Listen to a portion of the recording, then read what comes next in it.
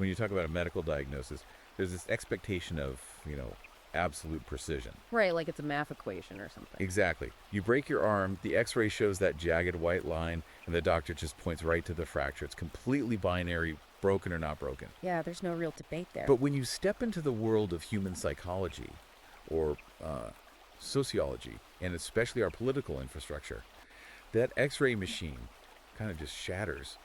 The landscape gets incredibly murky. Oh, absolutely. It's all gray areas. But what if someone tried to apply rigid, unforgiving engineering precision to society itself? What if someone argued that the cord plugging your refrigerator into the wall isn't just, delivering electricity, Right. but that it's actually an invisible leash tying your family's very survival to a fragile, ideologically captured system? It's a heavy thought because it forces you to look at the outlet in your living room not as a utility, but as a mechanism of vulnerability. Welcome to the deep dive. If you want to understand how to cut that leash, you really need to hear this. Please hit that like button and subscribe to the deep dive so you never miss one of these explorations. Yeah, you won't want to miss this one. Today, we're reviewing a highly controversial, incredibly provocative new ebook. It's called Microgrid Mind: How Men Who Generate Their Own Power Rebuild Nations from Scratch by Conrad Riker. And it is a fascinating read. It really is. And if you find yourself captivated by this blueprint for reclaiming personal autonomy, you need to pick up a copy today on Amazon Kindle or Google Play Books. And definitely follow the author's ongoing dispatches at Conrad Riker on Substack. Yeah, this text is, it's a completely unique artifact. It really demands to be read closely because it synthesizes heavy, textbook level electrical engineering with a fierce critique of modern institutions. Right. Riker is speaking directly to men's rights advocates and red-pilled men, basically arguing that our utility grids, governments, and academic institutions have been entirely captured by feminist and Marxist ideologies. Which brings up a crucial disclaimer before we get into the thick of this. This source material contains highly charged, polarizing political commentary targeting the political left, feminism, and Marxism. Very much so. We are not taking any sides here, nor are we endorsing the viewpoints of the author. Our mission is simply to impartially unpack the fascinating arguments, historical perspectives, and philosophical ideas contained in this text so you can understand the author's exact blueprint. Exactly. We are treating this text as an anthropological and philosophical artifact, just digging into the mechanics of his argument. So, okay, let's unpack this. To understand why unplugging from the municipal power grid is framed by Riker as an act of, fundamental rebellion, we have to start with his history of the grid. Yeah, how it was built in the first place and how he claims it was essentially stolen. Right. He establishes a very specific historical baseline, going all the way back to the primordial origins of human civilization. He asks you to envision the first man who tamed fire. And he frames this origin story through a highly specific lens, right?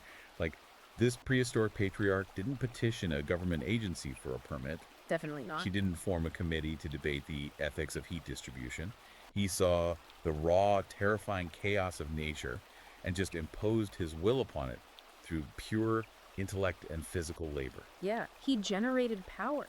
He created an exothermic reaction that forced a sphere of habitability into existence. A sphere of habitability. I love that phrase. Right. Riker states that this is the primordial moment of male achievement. Every great thing men have ever built, from the aqueducts of Rome to the modern electrical grid, springs from that exact recognition that nature yields to the disciplined mind.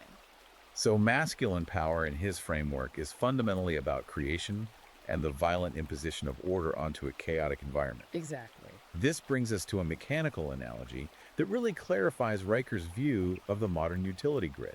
I mean, think about outsourcing your immune system to a corporation. It sounds insane. This sounds like a sci-fi nightmare. But he uses a plumbing analogy that makes it so clear. Think about the difference between a simple garden hose and a high-pressure municipal water main. Okay. If you have a rain barrel and a garden hose in your backyard, you own that water. You control the pressure. The limitation is that it only serves your immediate property right, because the pressure drops over distance. Yeah, that's a perfect way to describe direct current, or DC power. It's localized. Right. But a municipal water main that's alternating current, AC power. It can transport energy over massive continental distances, but to use it, you have to be hooked up to a central pumping station. And the people running that station can shut your valve off anytime they want. Exactly. So how does Riker map this transition onto the dawn of the electrical age? Like from the primordial fire to the modern utility bill? He points the finger directly at the War of the Currents in the late 19th century. He highlights Thomas Edison's creation of the Pearl Street Station in Lower Manhattan in 1882, which was the first commercial electrical distribution plant. Okay, so Edison is the good guy in this framework. In Riker's view, yes. He views Edison's Pearl Street Station as a triumph of the masculine will because it was a localized DC microgrid. It served a very small geographic area. It was self-contained, logical, and decentralized. So Edison was the patriarch imposing order on his immediate environment. Precisely. But then J.P. Morgan and the financial architects step in. The financial vampires, as he kind of implies. Right. They backed alternating current, not just because it solved the distance problem, but because of the control it afforded. Wait, so it wasn't just about the engineering efficiency? According to Riker, no. Morgan realized a terrifying truth for the banking class. You cannot put a meter on a man's personal windmill or his localized DC generator. Oh, wow. Yeah. If the power is generated and consumed locally, the banker cannot insert himself into the transaction to extract rent. So Riker argues the aggressive expansion of the centralized AC grid was about ensuring every single citizen was forced to connect to a monopolistic network. Exactly. The financial class wanted a system where they held a monopoly on power generation, transforming the independent pioneer into a captive consumer. He actually calls the modern utility bill a Dane Guild. A Dane Guild. Yeah, it's the historical term for the cowardly tribute paid to the Vikings to keep them from attacking. He's saying you're paying a ransom to an occupying force just to survive. That is a brutal comparison. It is, which leads directly into a modern practice that Riker absolutely despises, something a lot of people listening might actually be participating in right now, net metering. Oh, right. Leftists champion net metering as this great green policy? Yeah, but Riker calls it a feudal scam. Net metering is the ultimate illusion of freedom in Riker's eyes. You buy solar panels, you install them on your roof, you generate what he calls sovereign power. But instead of storing it in a battery bank that you control, the state incentivizes you to pump that power back into their system. And the physical mechanics of this are tied right to the economics. When you push power back to the grid, you're synchronizing your inverter with their 60 hertz frequency. Right, you're physically binding your hardware to their infrastructure. And economically, it's a total trap. California's NEM 3.0 decision is his prime example here. How does that work? Well, the utility company lures you in, but eventually they rewrite the rules. They buy your excess power for absolute pennies at wholesale rates, and then turn around and sell it to your neighbor at premium retail rates. Wow. So what does this all mean for you, the listener? It means you are acting as an unpaid power plant for your neighbors. Yes, you provide the physical labor, you shoulder the capital investment of buying the panels, but the central authority holds the leash. You remain a peasant farming the Lord's land, handing over your surplus yield to the manor while they retain absolute control over the distribution and the profit. It's a wild way to look at solar panels. But if the grid is a mechanism of control, like a giant parasite bleeding you of your independence, Riker doesn't just suggest you read some philosophy to feel better. No, he mandates that you learn applied physics to break free. Right. And he does this by taking the laws of thermodynamics Yeah. and mapping them directly onto gender, society, and politics. Yeah, this is where it gets incredibly deep. He relies heavily on the second law of thermodynamics, which is the law of entropy. Okay, remind me of the physics there. Sure. In physics, this law states that in any closed system, entropy, which is a measure of disorder, chaos, and randomness, naturally increases over time. Without the constant, deliberate application of energy, physical systems decay. Like how steel rusts or heat dissipates into the cold void, Yeah. buildings crumble. Exactly. Statistically, there are vastly more ways for a system to be disordered than ordered, so maintaining order requires relentless energy. But hold on. Riker is taking the second law of thermodynamics, an equation meant for closed physical systems like steam engines and chemical reactions, and copy-pasting it onto human gender dynamics. It is. That is a massive, arguably reckless scientific leap. If we look at the modern world, the author argues we've forgotten this physical law. How does he actually justify mapping literal entropy onto political leanings in biology? Well, he bridges that gap by looking at the demographics of the people who actually maintain the physical hardware of civilization. He codes the natural degradation of the universe entropy as feminine chaos. Feminine chaos, okay. Yeah. And reversing this decay, creating order out of chaos, requires precise, aggressive application of localized energy.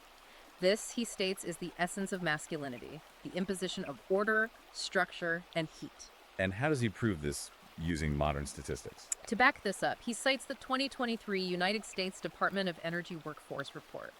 According to the data, 91% of electrical engineers and 89% of power line installers in the U.S. are male. Wow.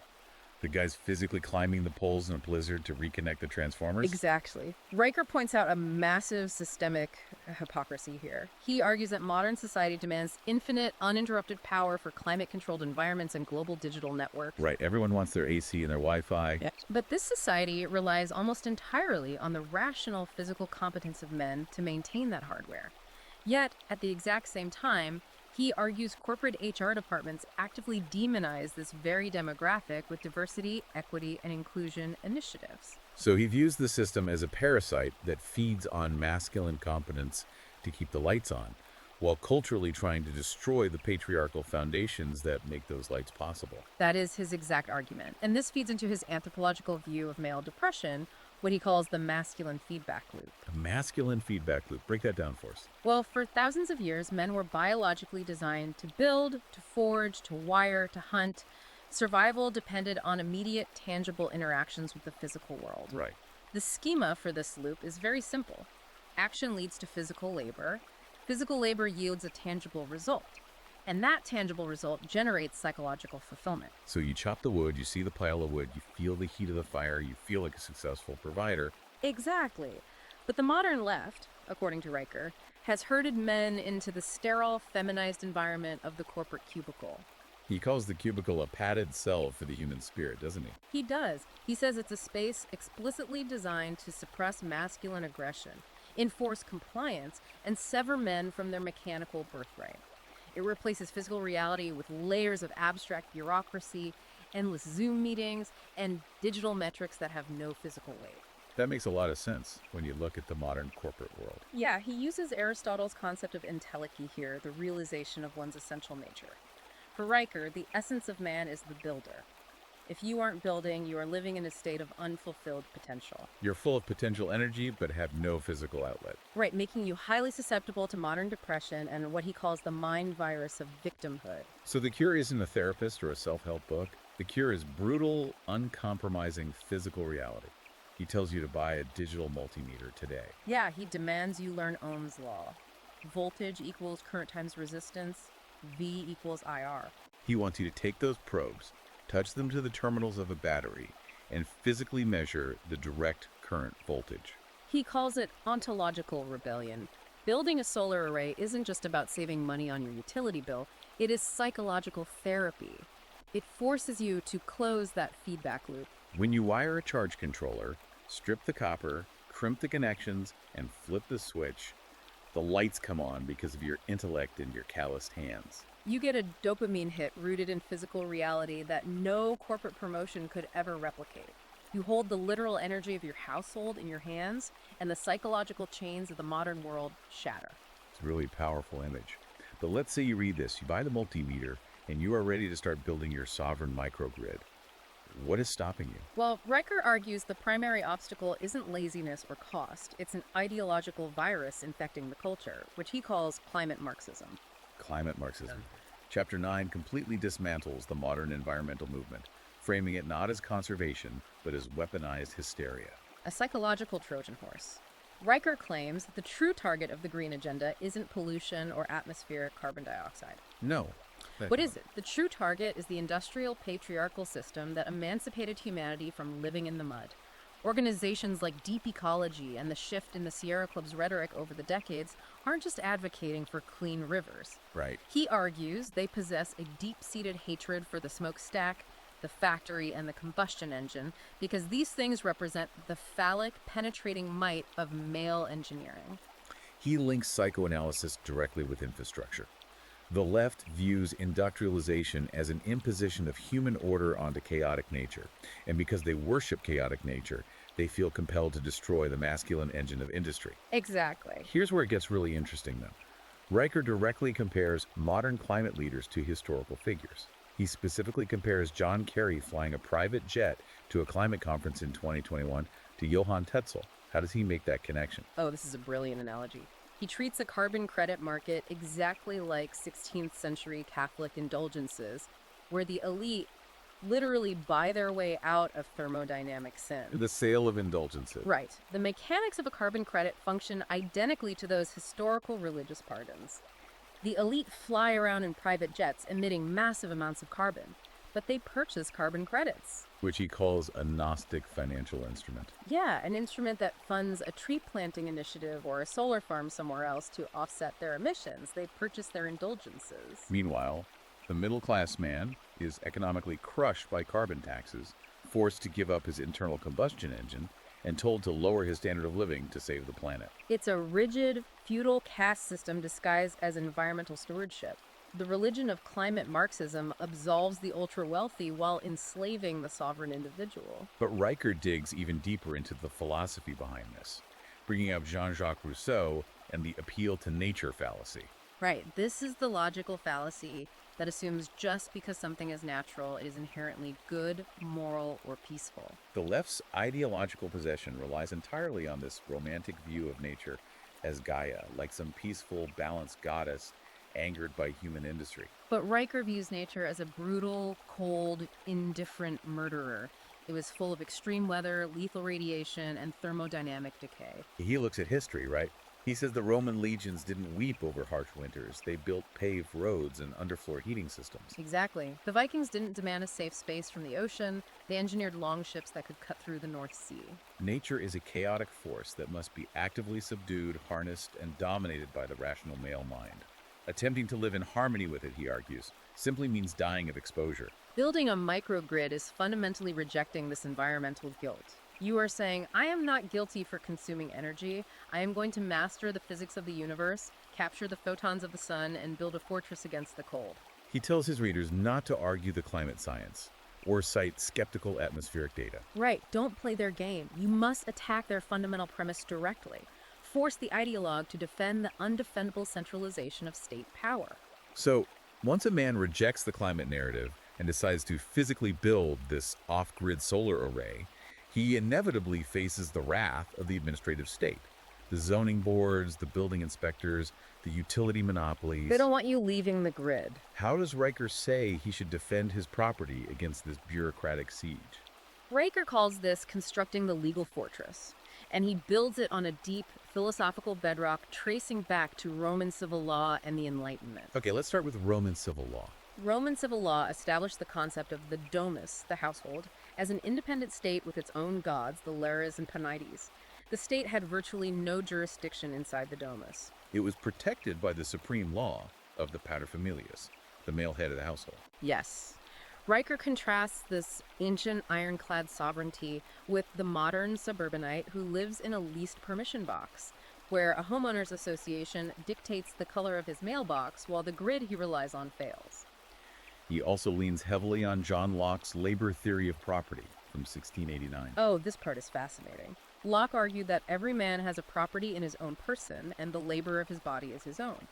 If you mix your labor with nature, like tilling a field and planting an acorn, you own the resulting apple tree. And Riker translates this 17th century agricultural philosophy directly to the photovoltaic effect. Right. The photovoltaic effect is the physical process where photons from the sun hit doped silicon cells, knocking electrons loose to generate a current. So Riker argues that when you build a solar array, you are capturing the raw photons of the sun, mixing them with your intellect and your physical labor, and converting them into electricity. Therefore, those electrons are your absolute inalienable property. So when the state tries to tax your off-grid solar setup, or when they ban you from collecting rainwater, they are committing an act of hubris that would make a mad Roman emperor blush. They are claiming they own the sky and the rain. They are demanding you rent the very photons that hit your own land. It's wild to think about it that way. But he doesn't just philosophize, he gives highly actionable advice for dealing with this. You don't rebel blindly and get yourself arrested. No, you act with the pragmatic dominance of a Roman senator by utilizing bureaucratic camouflage. Bureaucratic camouflage. Right. Riker talks about building a physical legal binder. What exactly needs to be in this camouflage? Well, He insists you build a physical binder. It cannot be a digital file on your phone because digital infrastructure is controlled by the matrix. You hand this heavy physical object to the zoning inspector when he shows up. Okay, so what's inside it? Inside this binder, you have your permitted schematics drawing out the exact path of every single electron in your system. You have heavily tabbed and highlighted zoning ordinances for your specific county, showing the exact codes that permit auxiliary systems. You essentially do the inspector's job for him, overwhelming him with administrative competence. Exactly. You include historical case law protecting off-grid water and power. And there's a specific warning sign he mentions too, right? Yes, he requires a clearly worded Fourth Amendment notice, printed on heavy cardstock and posted visibly on your property line. It warns all agents of the state that entry without a judicial warrant is trespassing. It treats the suburban backyard like a sovereign embassy. You must be polite, be prepared, and be legally bulletproof. And Riker even details how to utilize legal shields to protect the physical assets, like family limited partnerships or FLPs. Wait, how does an FLP help with solar panels? Well, if you just own your solar array in your own name, a municipal lawsuit can freeze your assets. But an FLP separates ownership from operational control. In an FLP, you establish a general partner, the operator or patriarch, who holds maybe 1% of the equity but a friendship percent of the liability and control. And the other 99%. The limited partners, your family or a trust, hold 99% of the equity but zero control. Wait, so they have the equity but no control. Exactly. The mechanics of this create a bureaucratic firewall. When a local regulator or a creditor tries to sue or seize the asset, they hit a brick wall. Because they can't seize the operational control from the 99% owners because they don't have any. Right. And suing the 1% operator yields nothing of value. Riker also points to specific state homestead exemptions, like Texas Property Code Section 41.001, to legally shield your microgrid compound from bureaucratic regulators and estate taxes. The goal is to convert liquid assets into hardened, untouchable infrastructure, making your fortress a legal nightmare for anyone attempting to penetrate your walls. That's the essence of the legal fortress. Okay, so we've discussed the physics, the psychology, and the legal strategies. But what happens when theory meets reality? Riker provides stark case studies of when the Matrix fails. Yeah, he focuses heavily on Winter Storm Uri, which hit Texas in February of 2021. Millions of people lost power and freezing temperatures for days. Natural gas wellheads literally froze solid, and the frequency of the ERCOT grid dropped dangerously close to total collapse. Riker uses that storm to illustrate the stark difference between what he calls the compliant beta male and the alpha patriarch. Okay, let's look at the first guy. The first man had invested tens of thousands of dollars in a massive rooftop solar array. He thought he was independent, but he was tied to the grid. Right. When the ERCOT grid failed, his solar panels automatically shut down, even when the sun came out. This happens because of anti-islanding safety regulations, right? Exactly. When the main grid goes down, your grid-tied solar system detects the loss of the 60 hertz frequency signal from the utility. And it automatically physically disconnects so your panels don't backfeed lethal voltage into the downed power lines and electrocute the utility workers trying to fix the grid. Yes. So this man, with all his expensive equipment, sat in the dark, shivering alongside his family, completely neutered by his own submission to the collective. It's tragic. But Riker contrasts this with the Alpha Patriarch. Right, a man who understood that independence is never leased from the state. This man possessed an off-grid battery buffer and a hybrid inverter capable of islanding. Yeah, when the public grid frequency fluctuated and died, his system physically severed ties with the failing collective via an automatic transfer switch. So his inverter immediately began drawing from the stored chemical reserves in his battery bank, converting that DC power back into AC power for his house. He kept his family warm, his pipes didn't burst, and he became a sovereign nation of one. That's incredible. He also points to the South Australian blackout of 2016 as another example of the Matrix failing. The entire state went dark. He blames this squarely on virtue-signaling green leadership that rapidly dismantled reliable, heavy-mass, baseload power like coal plants with massive spinning turbines that provide grid inertia and replaced them with fragile, intermittent wind farms. So when a severe storm hit, the complex, fragile grid collapsed instantly. Right.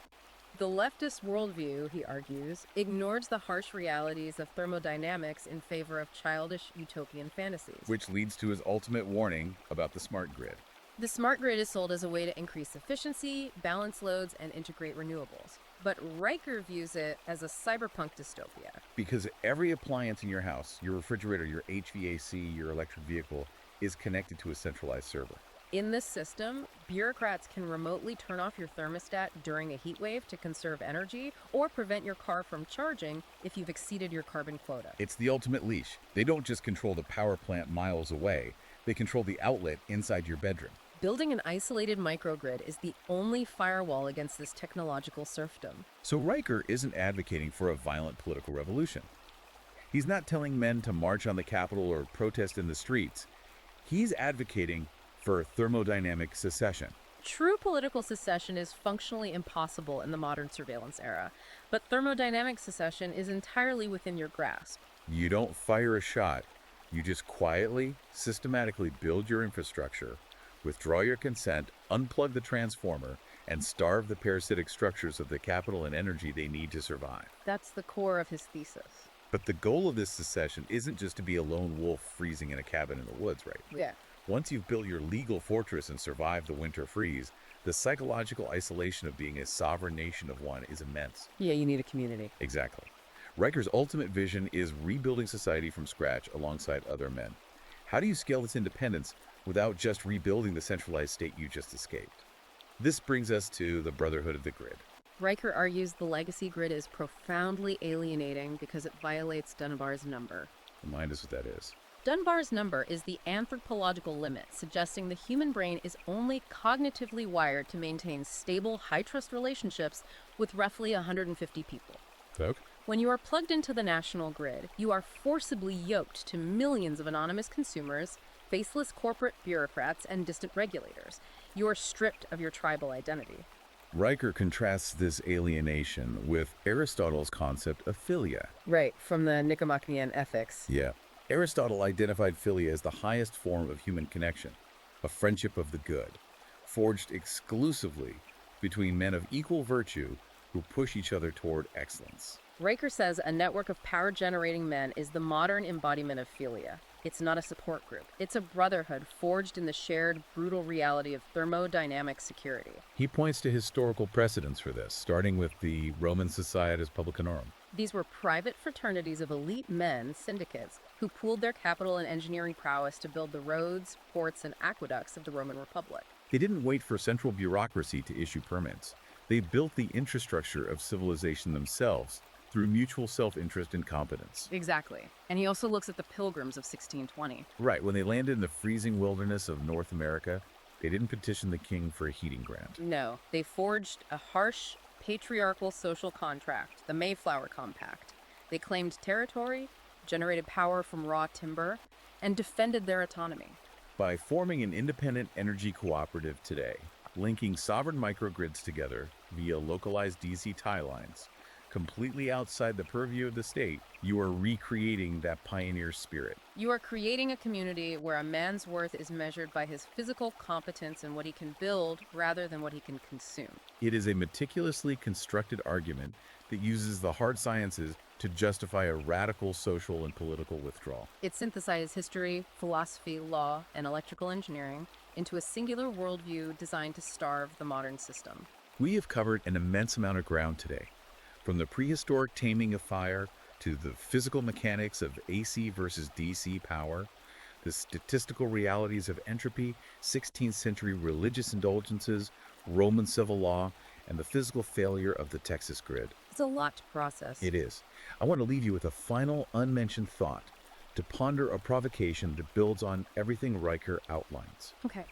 Riker lays out this meticulously detailed blueprint for the most technically competent, rational, and prepared men to systematically unplug their resources, their labor, and their capital from the centralized grid. Right.